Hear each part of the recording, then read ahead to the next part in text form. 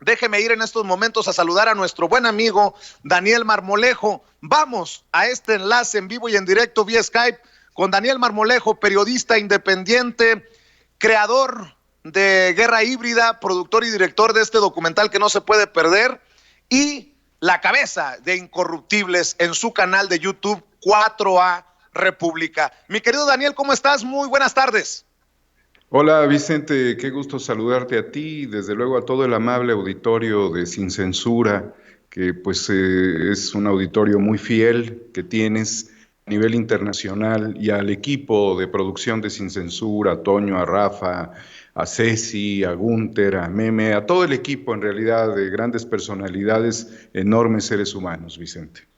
Mi querido Daniel, debo de decirlo así, ni a ti ni a mí se nos hubiera ocurrido como script, como guión, ni de documental, ni de película, lo que vimos el viernes, mi querido Daniel Marmolejo. Ciro Murayama y Lorenzo Córdoba, básicamente metiéndole sendos coscorrones en estos días a Felipe Calderón, quien anda muy molesto, y sobre todo después de la troleada del fin de semana que le metió el presidente Andrés Manuel López Obrador. Así se anda moviendo la política luego de no conseguir registro México Libre en el INE.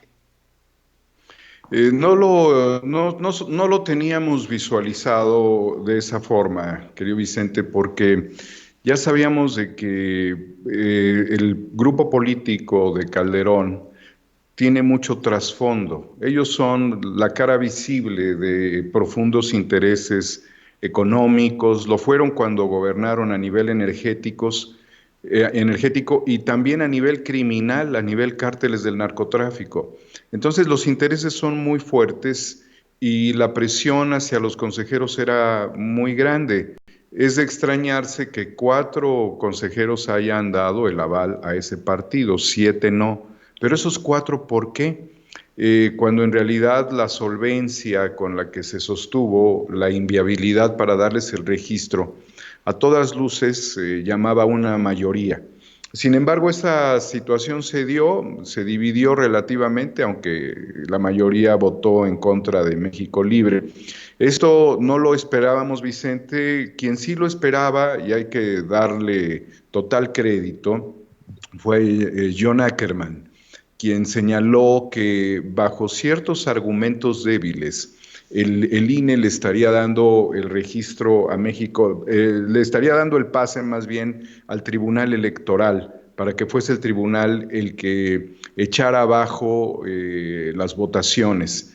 Tuvimos en ese momento un programa que pues es el programa de Incorruptibles con el auditorio en la noche, y la verdad nos invitamos a la gente del público a sumarse y nos fuimos locos de la emoción aplaudiendo la decisión de que México se salvaba de estos corruptos y delincuentes.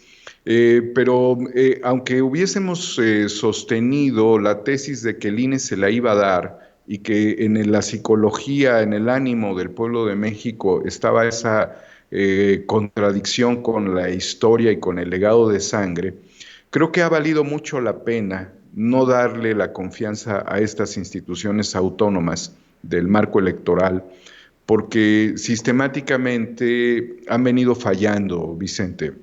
El INE no Así soporta en es. sí mismo una auditoría, y la realidad es de que los procesos electorales han sido totalmente desaseados. La llegada de Calderón, la llegada de Peña Nieto fueron llegadas con muchísima corrupción. Entonces, yo creo que en cierta medida el INE y cuando menos el presidente consejero, Lorenzo Córdoba y Ciro Murayama, midieron sus fuerzas y se dieron cuenta que no podían contra la retórica. Sin Censura fue un espacio donde mantuvimos sistemáticamente nuestra crítica al partido de los amigos del amigo del Chapo Guzmán. Yo personalmente lo sostuve en una mañanera cuando le dije al presidente que cómo era posible que con la realidad de haber instalado un cártel en Palacio Nacional estuvieran aspirando a tener un partido político.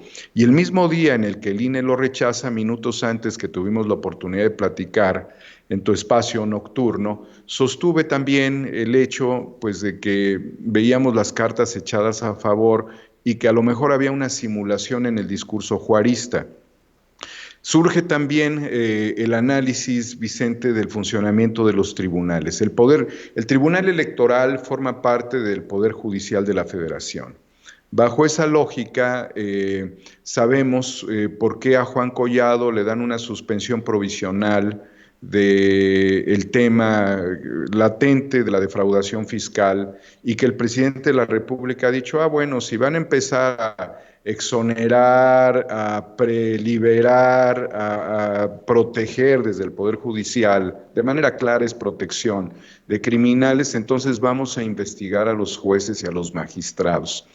En el año 2006, Vicente, estuve yo presente en el Tribunal Electoral del Poder Judicial de la Federación. Tenía yo un duelo de 4 días del fallecimiento de mi madre y la verdad yo llegué con allí es cuando sentí yo una gran pasión patriótica, porque yo iba al momento cúspide después de una lucha muy grande, sostenida por la legalidad electoral. Y había muchos argumentos de que toda esa elección había un empantanamiento de dinero, de operaciones políticas, de gobernadores trabajando para el PAN, el desmoronamiento del PRI, que ya estaba dado en esa elección. Es decir, que estaba la situación también muy polarizada porque los medios de comunicación que reciben mucho dinero en el gobierno de Andrés Manuel López Obrador aún polarizaron dándole ventajas estratégicamente en encuestas a Calderón. Calderón empezó 40 puntos abajo de Andrés Manuel López Obrador y él venía literalmente del desafuero. Entonces, la presión en contra del tribunal para que la elección se volviera a realizar era una de las viabilidades. Sin embargo, el presidente del tribunal dijo algo que yo acabo recientemente de subir a Twitter, que nos juzgue quien quiera juzgarnos. Así con ese timing que acabo yo de dar, y lo voy a repetir, que nos juzgue quien quiera juzgarnos. A Leonel Castillo le valió madres todos los antecedentes de la corrupción de ese proceso electoral y le concedió el triunfo a Calderón. Sí, le concede el triunfo a Calderón. En ese recinto respirábamos Juan Camilo Mourinho, estaba pues la representación de Andrés Manuel López Obrador, realmente estaba ahí la tensión dentro del tribunal y en ese ámbito de lo que sucedía yo también respiraba ese mismo aire dentro del tribunal. Fui el primero en llegar y en hacer un registro visual de ese recinto donde se le dio el triunfo. Eso, Vicente, amigos de Sin Censura, amigos del país, nos ha representado cientos de miles de muertes. El que nos juzgue quien quiera juzgarnos es el paralelismo del haiga sido como haiga sido, dicho por Calderón en Televisa con esas faltas de lenguaje, diría Octavio Paz, y que nos ha martirizado y nos ha llevado a la desesperación.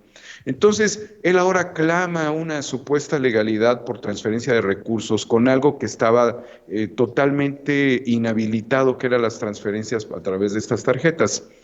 La legalidad en él no existe, nunca ganó nada y ahora se demuestra que tampoco ganará nada, pero falta el segundo round y aquí es donde la ciudadanía debe de mantener la misma posición, porque muchos aseguran que el tribunal le estaría dando el triunfo a Calderón y a Zavala, porque son cómplices, son socios de esto. Pero ¿qué pasa si ellos obtienen un triunfo por la vía electoral, por la vía de los tribunales? Sería un descrédito absoluto, Vicente, sería un descrédito absoluto nuevamente al Poder Judicial.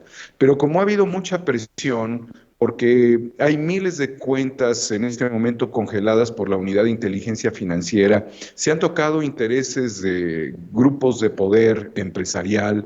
Está el tema de Sosa Castellán vinculado a proceso. Está el tema de Billy Álvarez y sus cómplices prófugos de la justicia.